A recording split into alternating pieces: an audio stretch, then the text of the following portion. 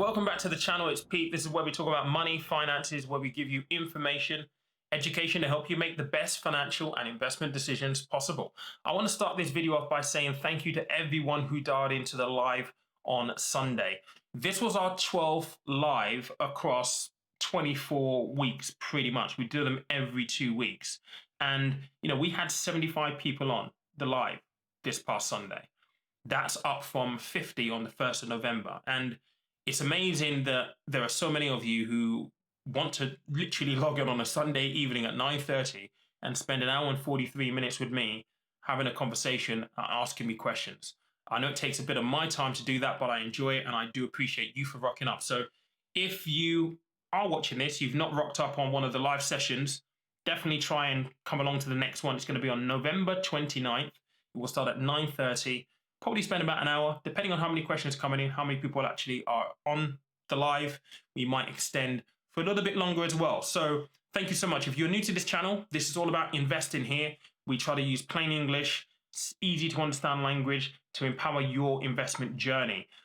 Today's video is going to be very, very different. I want to talk about something that I think is really, really important, and it was born out of things that happened over the past week. So as part of what I do is, outside of YouTube, I also do events. I do speaking engagements. So I go into businesses and I talk about financial education. I essentially do financial well-being workshops, and that's working with employees to really examine their finances and give tips on how they can get through certainly difficult times like this now, where furlough is back in force and people are still worried about their jobs and how to manage their finances.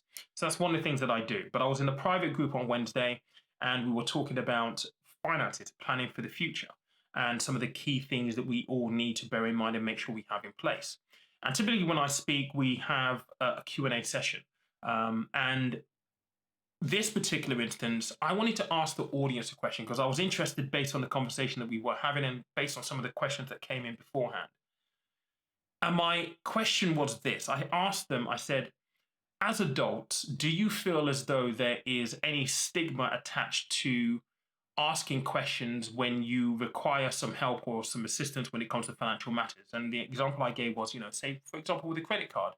If you had any question on credit cards, do you feel that you are free to ask those questions without feeling any shame that, oh, you're an adult, you should know this anyway? Like, duh.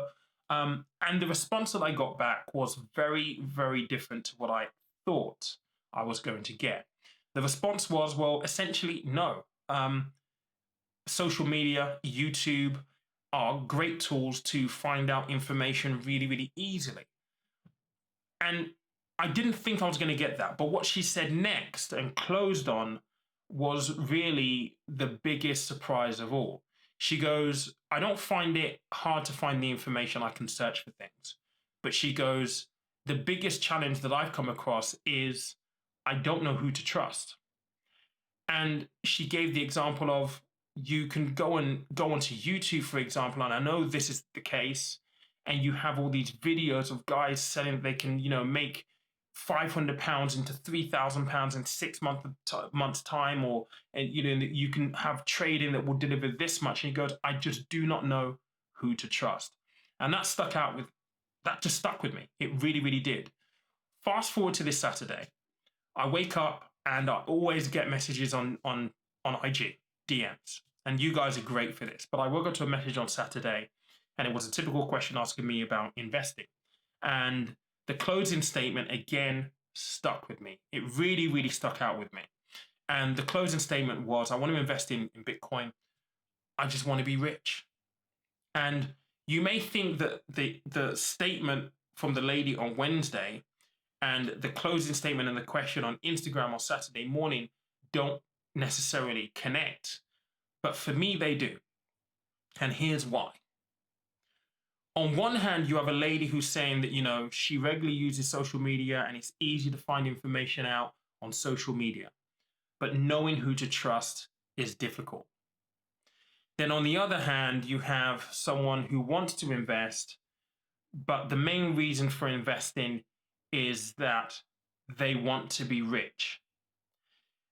And how is it, I guess, is my question, that those two statements can exist in the same space. One gives life to the other.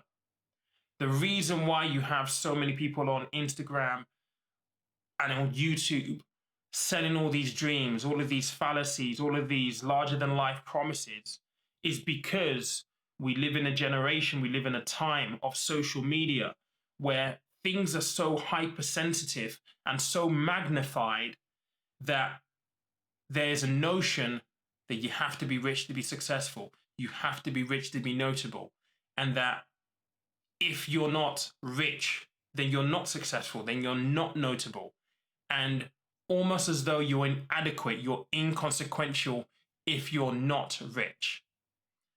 That situation only exists with that kind of ideal. And that's where the title of the video came from. The biggest lie that we're being told right now is that we have to be rich in order to be notable, in order to be successful, in order to feel as though we've achieved something. Surely that can't be the goal, can it? Can it? Rhetorical question. I would love to know your thoughts. And you can say that maybe I'm a little bit lucky. I am 41 this November, so maybe I've lived life a little bit and I've learned a few things. And I can certainly look back to my 20s where actually it was all about money, but I came from nothing. I knew nothing. I thought money would make everything better. But what you quickly realize is, well, when you're making a load of money, the things that you thought that you wanted to buy, when you have the money, you don't necessarily want them anymore. So those things no longer hold value. And maybe there is an element of life experience in this. Maybe there is an element of learning as you grow. And maybe you do need time to grow to be able to shift mentality, shift mindset from that notion. But the existence of that notion and ideal is still very dangerous in this day and age. Extremely dangerous, because that feeds the scoundrels, the scammers, those ones who prey on that desire to be rich, that want to be rich, that want to be validated on Instagram because they can go on luxury holidays, they can buy a Rolex, they can drive a nice car. And it's all about the pictures and the outward appearance of success, wealth, lifestyle, aspiration, right? Surely that isn't the goal. Now, like I said, I've lived. I'm 41 on Sunday, so I have the benefit of hindsight. I know that this no longer matters, but I have to ask, is being rich the goal? Surely it can't be. Surely the goal should be to be happy, to lead a fulfilled life, to live life with balance.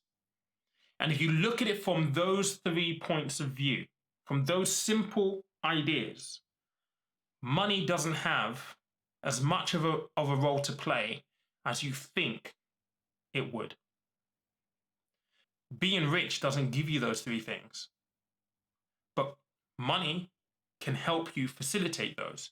And I'm not saying for 1 minute, guys, that you shouldn't invest looking to make a load of money. Absolutely, you should. But what I'm arguing here is the biggest lie ever is that you need to be rich in order for you to enjoy those things.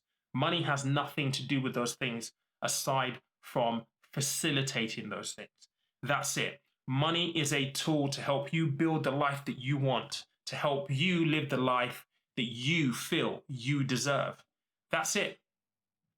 You could do that being mega rich. You could do that not being rich, depending on what you want. I'm a firm believer that, and this is something we don't get taught in school, and again, maybe this is a little bit of hindsight. I really do believe that if you do something that you enjoy, that gives you fulfillment, then things like balance comes along, because as you establish yourself in whatever field it is that you're building yourself into, you get time back in order to design and work around what you want to basically have in your life. I'm a firm believer of that. I'm also a firm believer that money is a consequence of good work, not necessarily hard work, good work. But maybe I'm just spitballing. Maybe I'm just old-fashioned in that way. I don't know. I'd love for you guys to tell me.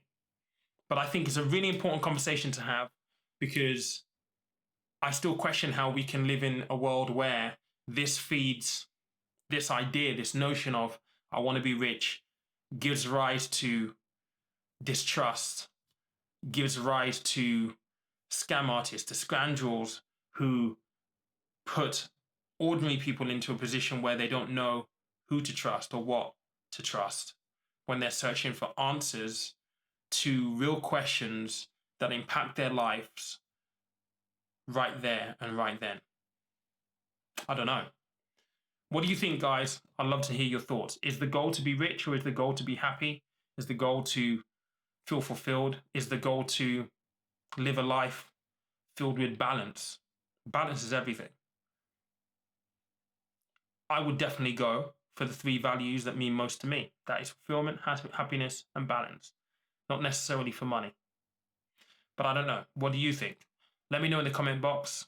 If you enjoyed this video, we'll be back to normal on Friday.